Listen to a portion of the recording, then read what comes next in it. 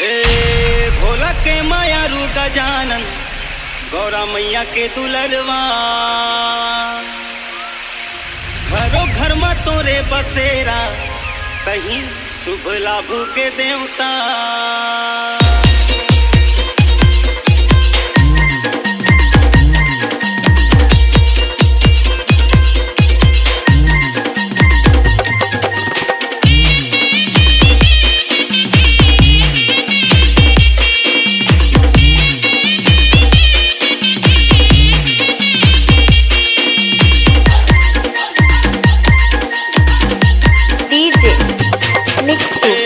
भोला के मायारू गजानन गौरी के दुलरवा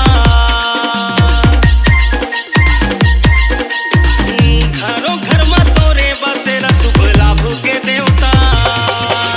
हे मंगल मूर्ति सिद्धि विनायक, हे मंगल मूर्ति सिद्धि विनायक कहेगा तोला अंगना बिराजो। हे मंगल मूर्ति तारो दी मोला अंगना बिराजो। हे मंगल मूर्ति तारो दी मोला। हे मंगल मूर्ति सिद्धि विनायक विघ्न विनाशक अष्ट विनायक। हे मंगल मूर्ति सिद्धि विनायक विघ्न विनाशक अष्ट विनायक कहेगा तोला अंगना बिराजो। हे मंगल मूर्ति तारो दी मोला अंगना बिराजो। हे गणपति तारो दी मोला।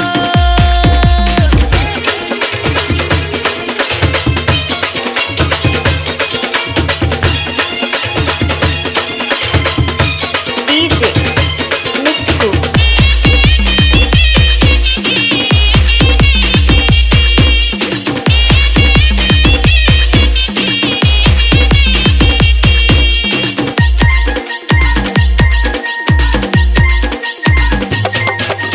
ग्यारह दिन ले मैं सेवा ला करते हूँ, पूजा ला करते हूँ, आनी बानी फूल चढ़ा के मंगल गीत लगाते हूँ।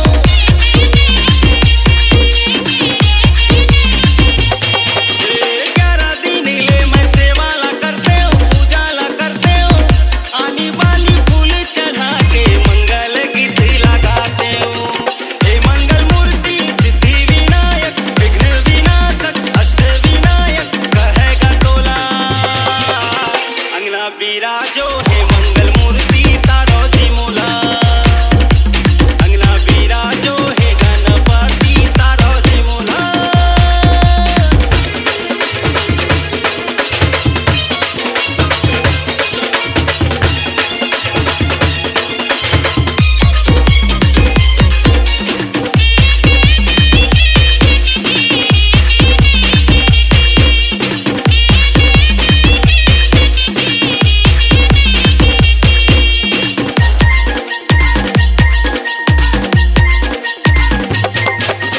मोती चूर के लड्डू चढ़ा के भोग लगा के आरती उतारो गा बप्पा हृदय में तोला बसा के।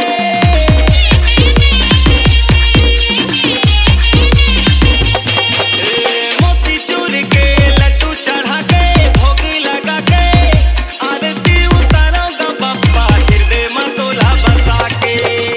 हे मंगल मूर्ति सिद्धि विनायक विघ्न विनाशक अष्ट विनायक कहेगा तोला अंगना बिराजो। हे मंगल मूर्ति तारो दी मोला अंगना बिराजो। हे गणपति तारो दी मोला।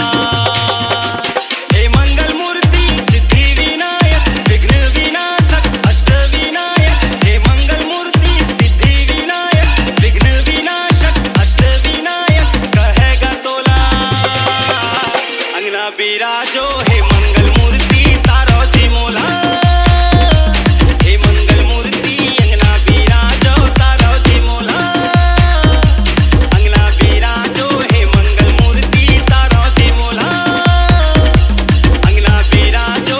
हे मंगल मूर्ति तारो दी मोला। C-Log Digital Recording Studio, Cordoba.